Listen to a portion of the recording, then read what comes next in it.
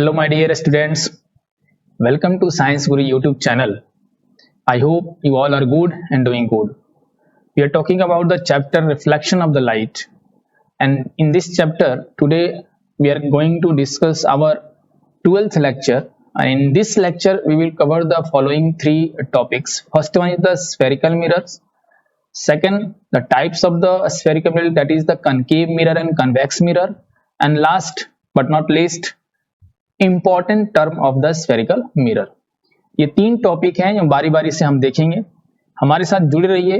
हम इसमें कुछ आपको अच्छी चीजें बताने वाले हैं।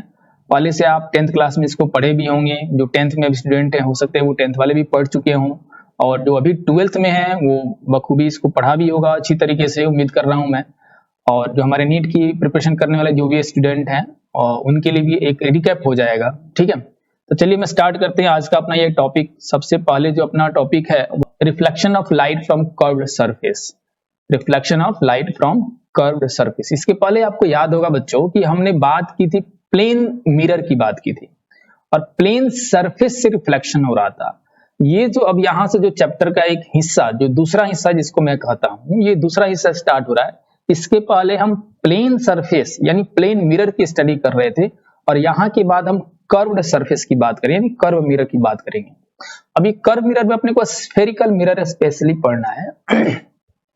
यहां पे ध्यान देंगे आप, जो कर्व्ड सरफेस है वो किसी भी तरीके का कर्व हो सकता है।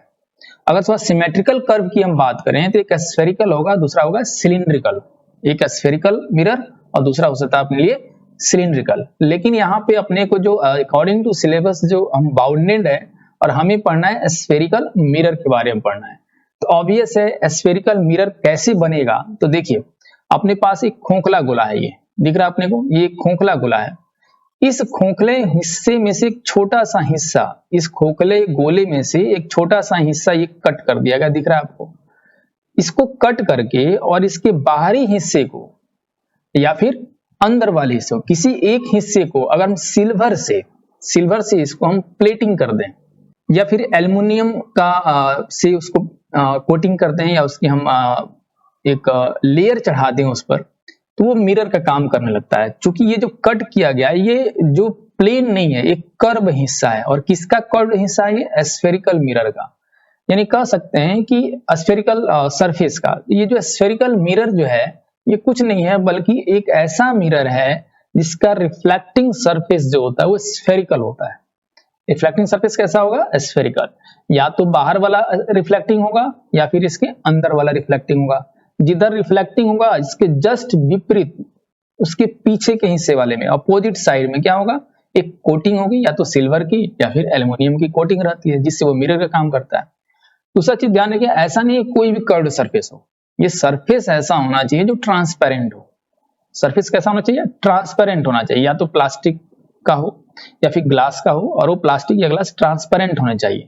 अब उस ट्रांसपेरेंट मटेरियल को या कर्व्ड सरफेस को हम क्या करेंगे, या स्फेरिकल सरफेस को हम एक उसका कोई भी, या तो बाहर वाला हिस्सा या अंदर वाले हिस्से को हम कोटिंग कर देंगे। ठीक है, उसी से जो अपने को मिरर मिलेगा, वो मिरर क्या कहलाएगा? अपना स्फेरिकल मिरर कहलाएगा। क्या कहलाएगा बच्चों? स्फेरिकल मिरर कहलाएगा। ये तो बात हो गई स्फेरिकल मिरर की। अब स्फेरिकल मिरर जो है दो तरह के होंगे। कितने तरह के होंगे? दो तरह के होते हैं। एक को कहते हैं हम कनकेव मिरर, और दूसरे को कहते हैं कन्वेक्स मिरर। एक को कहते हैं कनकेव, एक को कन्वेक्स। अवतल और उत्तल। क्या कहते हैं? अवतल और उत्तल। ये अवतल और ये उत्तल। ठीक है, अब ये अवतल उत्तल जो डिसाइड होता है, वो डिपेंड करता है कि हम उसका कौन सा साइड हम कोटिंग कर रहे हैं और कौन सा साइड को हम नॉन कोटेड रख रहे हैं। तो हम वर्ड यूज करने वाले हैं कन्वर्ज और डाइवर्ज। कन्वर्ज का मतलब और डाइवर्ज का मतलब मैंने पहले के लेक्चर में आपको बता रखा है। कन्वर्ज का मतलब होता है कि जो पैरेलल रे ऑफ लाइट है, वो पैरेलल रे ऑफ लाइट किसी प्लेन पर जाएगा और वापस रिफ्लेक्ट जब होगा तो एक जगह आके किसी एक पॉइंट पे मिले, है ना। तो रिफ्लेक्शन के बाद जो रिफ्लेक्टेड रे है वो आकर के किसी पॉइंट पे अगर मिलता है, इकट्ठा होता है, उस केस में कहते हैं वो कन्वर्ज हो रहा है। ठीक है, और डाइवर्ज का मतलब छितर जाना, बिखर जाना, यानी वो पैरेलल गया लेकिन इंसिडेंस तो हुआ पैरेलल, लेकिन रिफ्लेक्शन के बाद वो दूर निकल गया, फैल गया, छितर गया चारों तरफ। ठीक है, तो उस केस में हम कहते हैं कि वो डाइवर्ज किया। ये दो वर्ड आपको पहले से ही मालूम है, फिर से एक रिकैप करा दिया हमने आपके लिए ताकि आपको आसानी हो। चलिए नेक्स्ट हम अब बात करेंगे कनकेव मिरर क्या चीज है, फिर उसके बाद बात करें कन्वेक्स मिरर क्या चीज है। यही अपना टॉपिक है। तो देखिए कनकेव मिरर में हम और कन्वेक्स मिरर में 5 पॉइंट आपको बताएंगे। ये बहुत सारी तरीके से होगा और जो आप ये 5 पॉइंट अपने जहन में बैठा लेंगे तो आपको ये चीजें लंबे समय तक याद रहेगा। देखिए ये हमने पहले ही बताया था कि ये जो सर्किल डॉटेड सर्किल होगा वो क्या होगा, एक स्फीयर होगा, खोखला गोला होगा, हॉलो स्फीयर होगा। ठीक, उसका एक टुकड़ा हम ले लेते, एक हिस्सा ये दिख रहा है, हमने डॉट क्रॉस एक लाइन खींचा हुआ ऑरेंज कलर का, ये हमने उसको इधर साइड को कोटिंग किया है। ठीक है, यानी किसी भी मिरर में दो तरह के सरफेस होते हैं, एक को कहते हैं रिफ्लेक्टिंग, दूसरा को कहते हैं नॉन रिफ्लेक्टिंग। फर्स्ट पॉइंट हम बताते हैं कि रिफ्लेक्टिंग सरफेस जो होता है वो इस केस में अंदर होता है, इनवर्ड डायरेक्शन में। देखिए हमने जो लाइन खींचा वो बाहर खींचा हुआ है, यानी जो लाइन खींचा हुआ रहता है किसको इंडिकेट करता है, कोटिंग को दिखाता है, वो कोटिंग किया हुआ बात इंडिकेट कर रहा है। और जो अंदर वाला है वो तो कोटिंग नहीं है, वो क्या हो गया, रिफ्लेक्टिंग सरफेस। तो कनकेव मिरर में रिफ्लेक्टिंग सरफेस इनवर्ड डायरेक्शन में होता है, इनवर्ड होता है। और जो नॉन रिफ्लेक्टिंग सरफेस होता है, यानी जो लाइन खींचा गया क्या हो गया, नॉन रिफ्लेक्टिंग सरफेस, या क्या होता है, ये आउटवर्ड होता है। दो बातें होंगी। तीसरी बात ध्यान दीजिएगा, इसको हम कन्वर्जिंग मिरर कहते हैं। क्यों कहते हैं कन्वर्जिंग, क्योंकि जो पैरेलल रे यहाँ देखिएगा, दो रे ही दिखाया गया है, दो पैरेलल रे इस पे इंसिडेंस हो रहे हैं, और रिफ्लेक्शन के बाद देखिए यहां से ये रिफ्लेक्ट हुआ, यहां से ये रिफ्लेक्ट हुआ, रिफ्लेक्शन के बाद एक पॉइंट पे मिल रहा है ना, रिफ्लेक्टेड रे मिल रहे हैं, उस केस में कहेंगे कन्वर्ज हो रहा है। और कन्वर्ज करने वाले मिरर को हम क्या कहते हैं, कन्वर्जिंग मिरर कहते हैं। चलते हैं चौथे पॉइंट की तरफ। चौथा पॉइंट कहता है कि रियल फोकस। कनकेव मिरर के पास रियल फोकस होता है। इस आप अभी याद रखिए तत्काल के लिए, ये एफ क्या इंडिकेट कर रहा है, फोकस को इंडिकेट कर रहा है। और इस पॉइंट पे वो हकीकत में जो रिफ्लेक्टेड रे लाइट है वो हकीकत में वहां जाके एक दूसरे से मिल रहे हैं, इसीलिए कहते हैं रियल फोकस। आपको याद होगा हमने आपको बताया था real object and virtual object, real image and virtual image. उसी तरह से फोकस भी real focus and virtual focus होता है।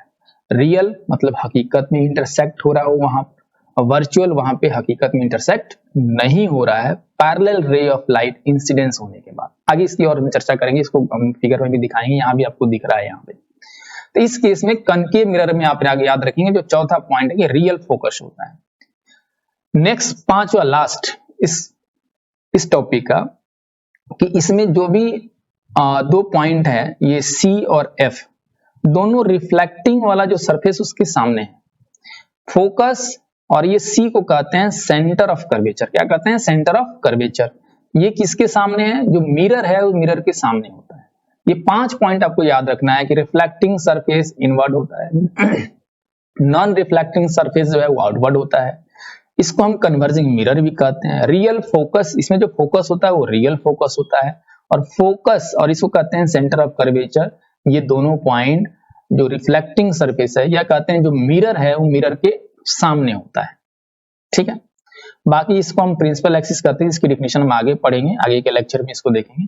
ये 5 पॉइंट आप याद रखेंगे, आपका इसमें बहुत बेनिफिट होगा इससे।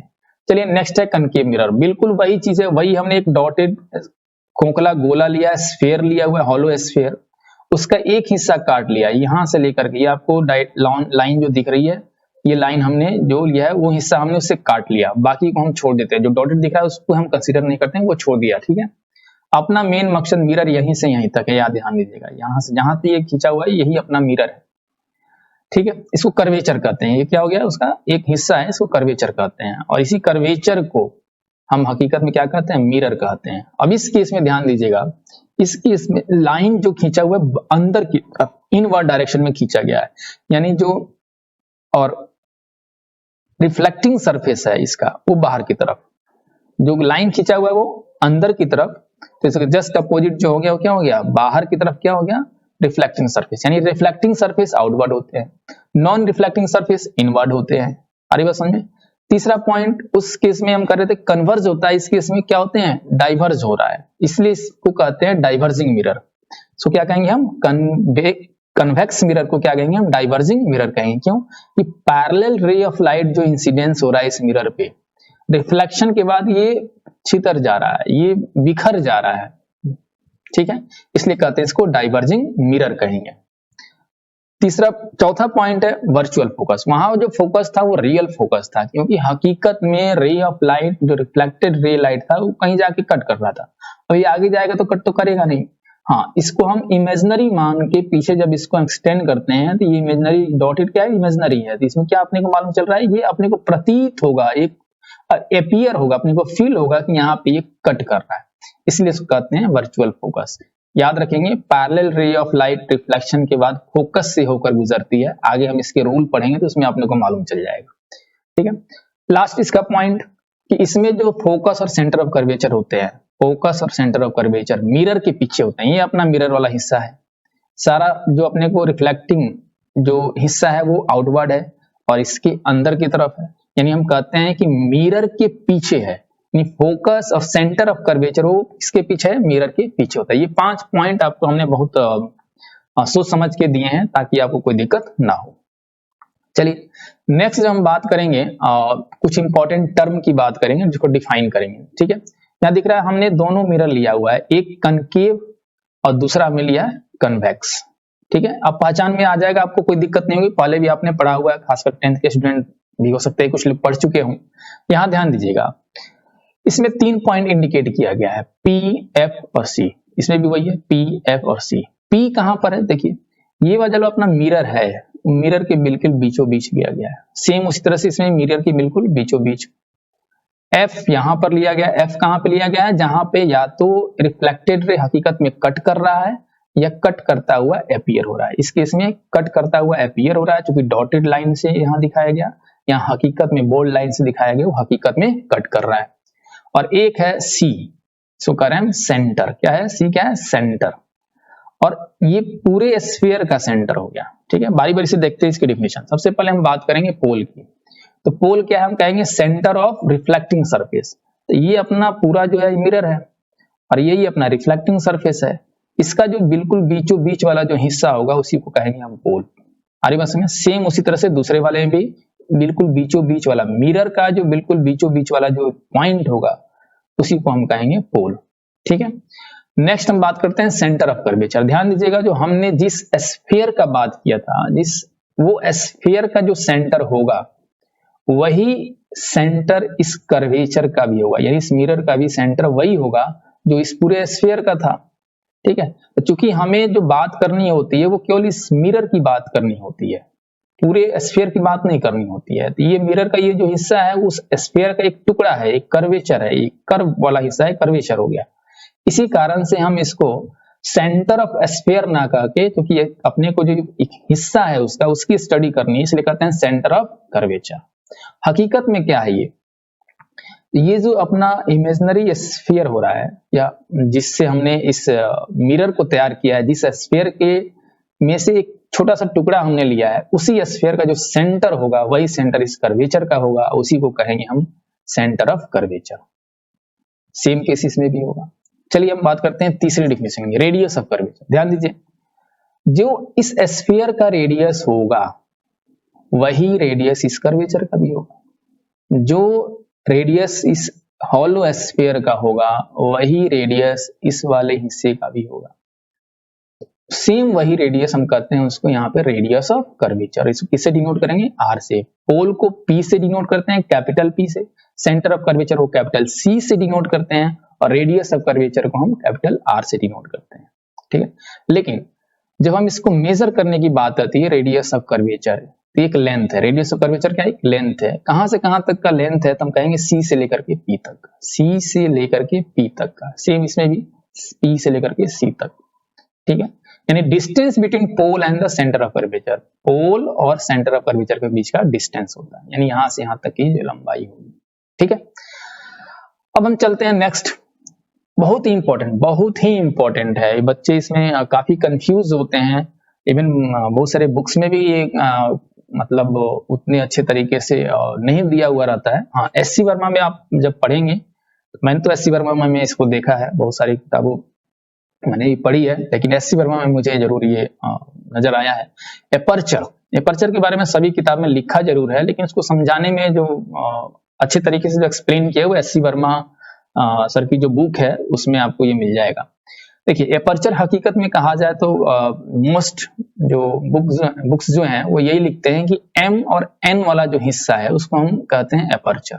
ठीक है, कुछ ये कहते हैं कि ये जो अपना कर्वेचर है एम से लेकर के एन तक वाला जो मिरर है, यही अपना मिरर का अपना हिस्सा है, और इसका जो डायमीटर होगा, रिफ्लेक्टिंग सरफेस का जो डायमीटर होगा उसी को हम कहेंगे एपर्चर। यानी diameter of reflecting surface, diameter of reflecting surface को क्या कहते हैं? एपर्चर। चाहे वो कनकेव की बात करें या कन्वेक्स की बात करें, दोनों में बातें क्या है? बिल्कुल सेम है, बिल्कुल सेम है, डिफिनेशन में कोई अंतर नहीं आएगा। ठीक है, लेकिन ध्यान रखने की चीज है, ये जो स्फीयर है हम इसके डायमीटर की बात नहीं कर रहे हैं, हम इसके सेंटर के उसी सेंटर को हमने कंसीडर किया है और इसी स्फीयर के रेडियस को ही यहाँ पे कंसीडर कर रहे हैं, जिसको रेडियस ऑफ कर्वेचर यहाँ पे कह रहे हैं या सेंटर ऑफ कर्वेचर कह रहे हैं सी को। लेकिन डायमीटर जो है उस स्फीयर का डायमीटर नहीं है, ये जो है इस m से लेकर के n तक यहाँ पे एक लाइन खींचेंगे। ध्यान दीजिएगा मेरी बात है, बिल्कुल m से लेकर के n तक एक सीधी लाइन खींचेंगे। ये जो लाइन आएगा ना, वो लेंथ आएगी, वही लेंथ एपर्चर कहलाएगा। यानी इसका जो डायमीटर है वो क्या होगा? उसका डायमीटर होगा। ठीक है, और अगर स्फीयर का हम बात करें डायमीटर, तो स्फीयर की डायमीटर ये होगी यहां से लेकर के यहां तक। क्या ये दोनों बराबर होंगे? क्या होंगे क्या बच्चों? बिल्कुल नहीं होगा, बिल्कुल नहीं।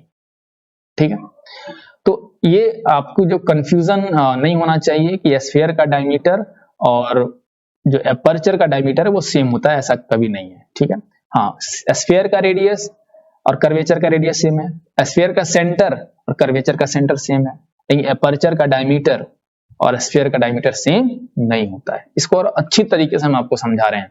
ठीक है, देखिए, सपोज अपने पास ये खोखला स्फीयर है और यही अपना मिरर है, हमने इसी को काट लिया है और यही अपना मिरर है। ठीक है, अंदर खोखला है, बाहर ये वाला सरफेस है। और इसमें एपर्चर की जो बात करें, वो एक्चुअल में एपर्चर ये वाला हिस्सा है, ये जो अभी आप देख रहे हैं, ये जो आप देख पा रहे हैं इस एनिमेशन में देख रहे हैं ना, ये जो ब्लू वाली जो आपको देख रहे हैं, जो बीच में व्हाइट डॉट है, यही एपर्चर है। यही क्या है? एपर्चर है। अब इसको हम इसको फ्रंट से देख रहे हैं, ये तो साइड व्यू है ना, ये साइड व्यू है अपना। इसको सामने से देखते हैं, इसको जब सामने से देखेंगे तो ये नजर आएगा अपने को, एक वृत्त जैसा नजर आएगा, या कह सकते हैं एक डिस्क जैसा नजर आएगा। तो एपर्चर को एक तो हो गया, अब इसको हम डायमीटर से परिभाषित करें या फिर इसके एरिया से परिभाषित करें। तो आपको इस बात का ख्याल रखना होगा कि क्वेश्चन में या कहीं भी डिस्कस किया गया है तो हो सकता है कि वहां पे एरिया दिया हो, तो उसकी इसमें यूनिट क्या होगा? मीटर स्क्वायर या सेंटीमीटर स्क्वायर या mm स्क्वायर। ठीक है, जनरली सेंटीमीटर में बातें होती हैं इसमें, और डायमीटर जो होगा केवल सेंटीमीटर में होगा। ठीक है, या mm में होगा, जनरली सेंटीमीटर में ही होता है। तो ये सेंटीमीटर में दिया होगा और ये सेंटीमीटर स्क्वायर में दिया रहेगा।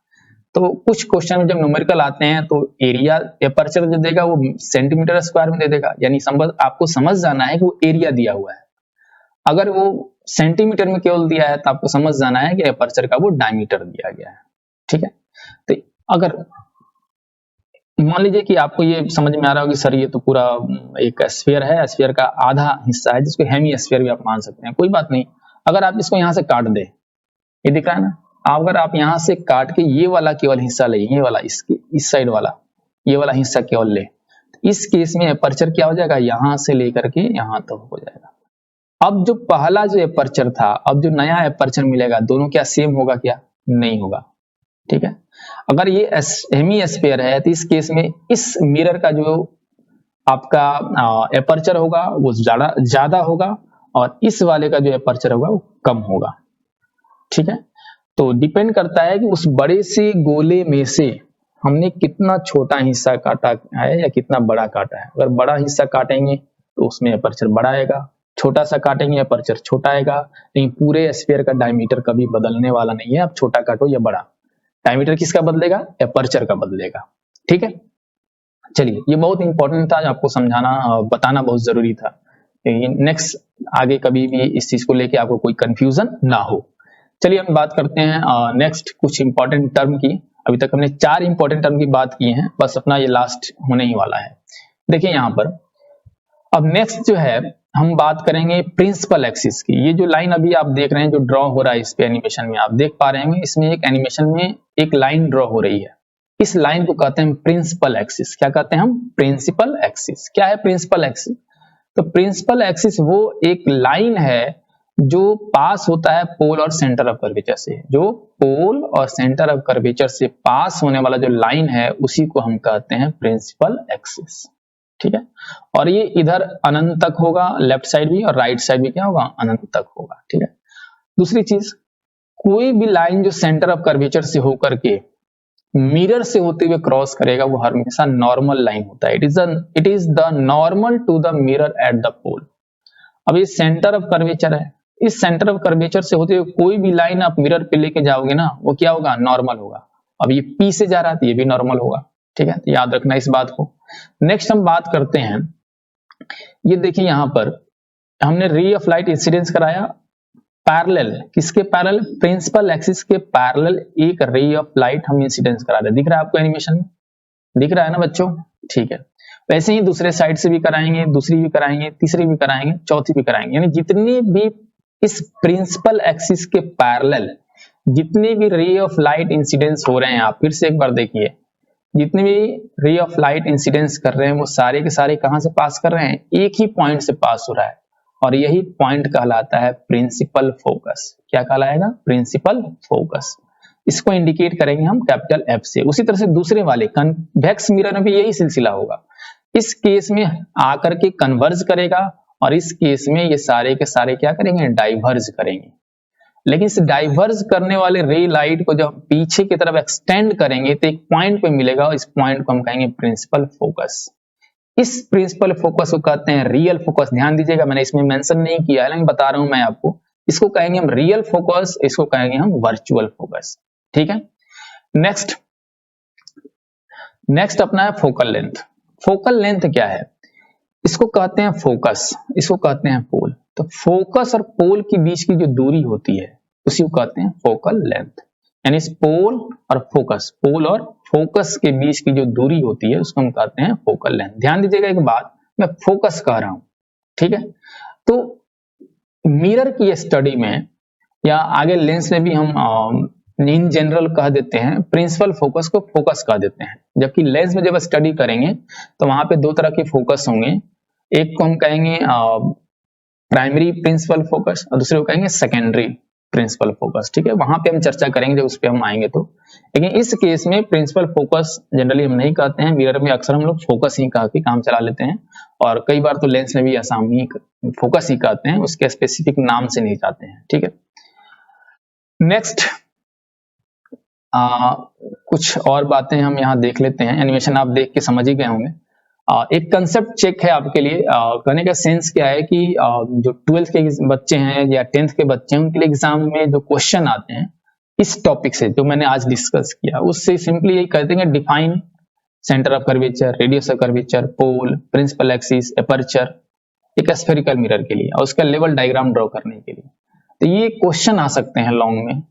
तो ये कंसेप्ट चेक आपके लिए मैंने दिया है कि आपको लग रहा है सर ये क्यों पढ़ा रहे हैं, ये आता भी है, नहीं आता है, तो क्वेश्चन तो कहीं से भी उठाया जा सकता है। खासकर जो सीबीएसई में है, सीबीएसई में क्वेश्चन हमेशा थोड़ा सा लेवल अच्छा होता है उसमें माना जाए तो। ठीक है, लेकिन ऐसा नहीं है, हर बोर्ड अच्छा है अपने अपने लेवल तक। तो ये आप इसको आसानी से लिख सकते हैं और ड्रॉ कर सकते हैं और इस चीज को बता सकते हैं। मैंने सारी बातें ये बता दी हैं कि सेंटर ऑफ कर्वेचर क्या है, रेडियस ऑफ कर्वेचर क्या है, पोल क्या है। नेक्स्ट एक क्वेश्चन यहाँ पे हम आपको दे रहे हैं, इसका स्क्रीनशॉट आप ले लीजिएगा। यहाँ पे क्वेश्चन दे रहा हूं मैं और इसके स्क्रीनशॉट ले रहा हूं। आप इस वीडियो लेक्चर से आपने क्या सीखा है, क्या आपने कंसेप्ट गेन किया इस लेक्चर से, उस चीज को जज करने के लिए, और आपको ईमानदारी से खुद इसके आंसर देने हैं। और मैं ऐसे इसके आंसर आपको बता दे रहा हूं, लेकिन आप खुद से इसके आंसर देंगे। ठीक है, और उम्मीद है आपको ये लेक्चर हमारा पसंद आया होगा। हमारा लेक्चर ये पसंद आया तो इसको लाइक कीजिए, अपने फ्रेंड सर्किल में, अपने रिलेटिव्स में जो भी इसको बेनिफिट इससे ले सकता है उसको आप इसको शेयर जरूर करें, कमेंट जरूर करें, लाइक मस्ट एंड मस्ट जरूर लाइक करें। It is my humble request to all of my dear students and whosoever is viewing this lecture, because it motivate us to do more for you. जैसे अभी तक ये concept check का जो point था मैं अपने लेक्चर में ऐड नहीं किया था, इस लेक्चर से मैंने इस तरह के क्वेश्चन और इस तरह की चीजें ऐड किया है ताकि इसको और इंटरेस्टिंग बनाया जाए। ऐसे ही हमारे दिमाग में, जहन में जैसी नई नई चीजें आएंगी आपके सामने हम रखेंगे ताकि एक इंटरेक्शन अच्छा हो और आपको चीजें सीखने को मिले, और जो सीखा उसमें खुद से आपको इसमें जज करने को भी आपको ये मौका मिलेगा। इससे इसका आप स्क्रीनशॉट लें और इससे आप बेनिफिट ले सकते हैं। ठीक है, तब तक ले लेते हैं आपसे विदा। Thank you and thank you so much to all of my viewers.